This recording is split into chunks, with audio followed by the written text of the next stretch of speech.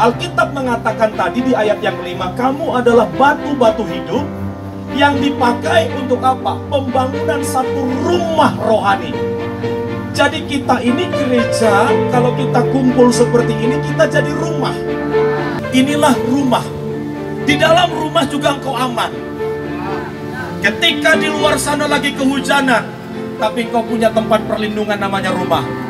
Ketika orang di sana lagi hampir mati karena ketakutan, ketika engkau datang ke rumahmu hari Minggu, engkau dibangun. Engkau dengar khotbah yang tadinya engkau sudah loyo, udah mau hampir tiarap. Tetapi ketika suara Tuhan datang lewat pemimpinmu dengan berkata, tanganku sendiri yang akan mengangkat engkau, engkau jadi bangun lagi. Aku deklarasikan, engkau akan menjadi orang-orang yang selalu kuat, orang-orang yang selalu tangguh, orang-orang yang tidak takut terhadap badai. Karena apapun badai yang terjadi di luar sana, aku deklarasikan, aku nubuatkan atas dirimu hari ini, engkau aman, engkau kuat. Sebab kita punya rumah rohani yang akan kita bangun, saudara. Semua kita harus berfokus pada Tuhan. Saudara jangan fokus kepada saya. Mau ada saya khotbah atau enggak, saya mau saudara menjadi orang yang mencintai Tuhan. Kalau engkau mencintai Tuhan, itu satu filsafat untuk membereskan semua persoalanmu. Sebutkan apa persoalanmu hari ini, whatever. Kau boleh berkata, saya masih sakit Pak. Kau boleh berkata, ekonomi keluargaku lagi melarat Pak. Engkau boleh berkata, aku bingung dengan masa depanku Pak. Engkau boleh berkata, suamiku belum pulang-pulang Pak. Apapun masalahmu, masalah itu semua akan takluk atas satu roh yang namanya roh yang mencintai Tuhan. Habis-habisan, mati-matian, gila-gilaan saudara. Gak ada halangan lagi.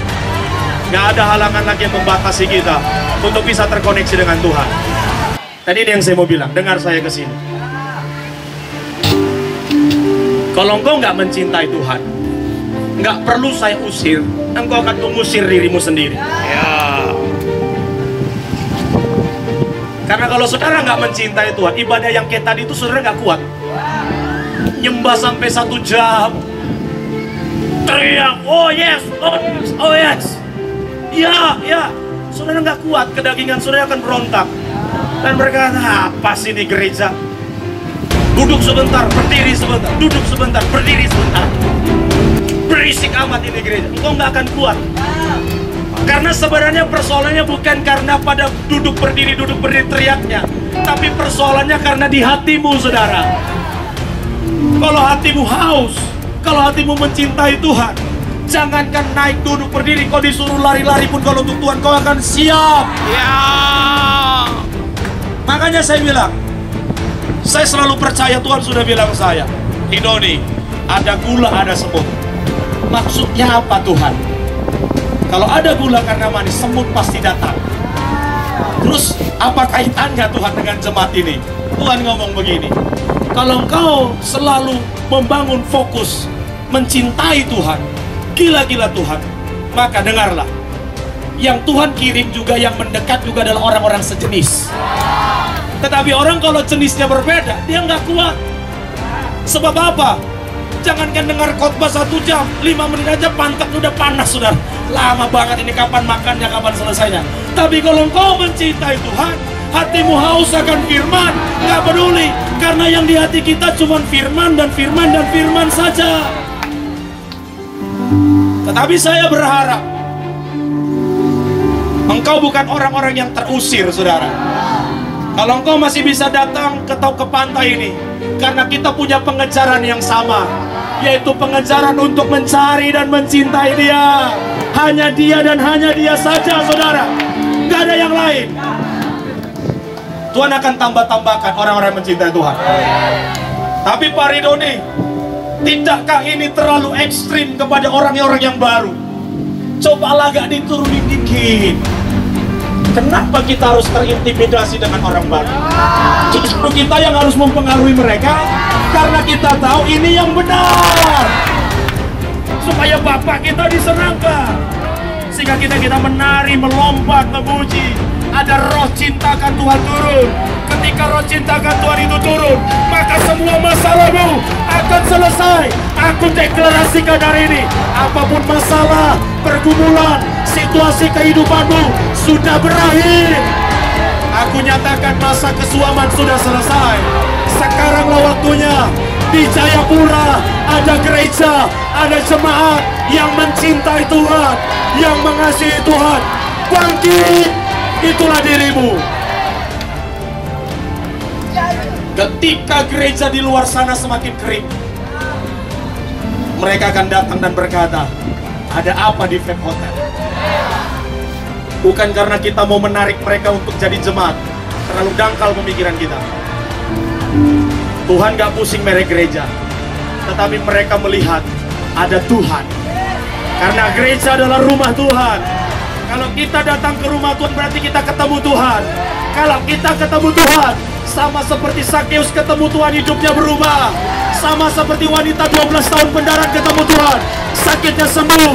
Sama seperti Bartimeus buta, waktu dia ketemu Tuhan, matanya dicelingkan. Aku berdoa setiap minggu kau akan ketemu Tuhan. Setiap minggu di dalam rumah rohanimu, engkau akan berjumpa dengan Tuhan. Sehingga semua masalah, semua pergumulan harus takluk atas satu nama, nama Yesus. Itulah dirimu, saudara. Mungkin kau berkata hari-hari ini anak muda, tapi Karidoni, Pak Gembala, kalau hari Minggu aku terbangun, tapi begitu Senin Selasa, kedaginganku mulai agak muncul lagi. Kehidupan lamaku manggil-manggil lagi, Dek, sini. Masa laluku manggil-manggil lagi. Pikiran pornografiku manggil-manggil lagi. Apakah ini normal? Saya bilang untuk di awal itu masih normal. Tapi itu tidak akan selamanya. Sebab apa, saudara? Sebab sekian tahun dosa dan kedagingan bercokol dalam dirimu. Amin. Tetapi ketika, makanya yang saya bilang, apapun yang terjadi, kau harus punya prioritas untuk selalu datang beribadah hari Minggu. Bukan supaya gedung itu full, karena engkau tahu setiap minggu kau datang, hadirat Tuhan itu menyikat semua kedaginganmu. Sikat, mungkin minggu itu belum selesai, karatnya ya 20% udah terkikis. Minggu depan datang lagi.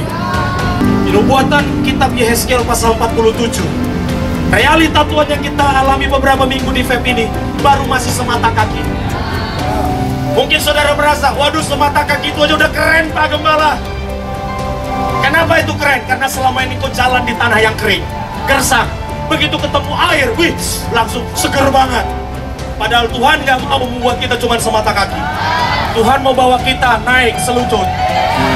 Air kehidupan itu akan menaik lagi sepinggang. Habis sepinggang dia akan naik lagi sampai tidak lagi bisa terlihat dirimu. Engkau semakin berenang, kita semua akan berenang. Kalau kita udah berenang, kita nggak kelihatan lagi, saudara. Dirimu engkau nggak lihat lagi. Engkau nggak lihat lagi siapa yang hebat main musik di sini. Karena apa? Yang terlihat cuma roh Allah, cuma pekerjaan roh. Aku percaya itu pasti terjadi atas jemaat ini. Inilah waktunya gereja yang baru, generasi yang baru sudah lahir. Generasi yang akan mengalami pekerjaan firman,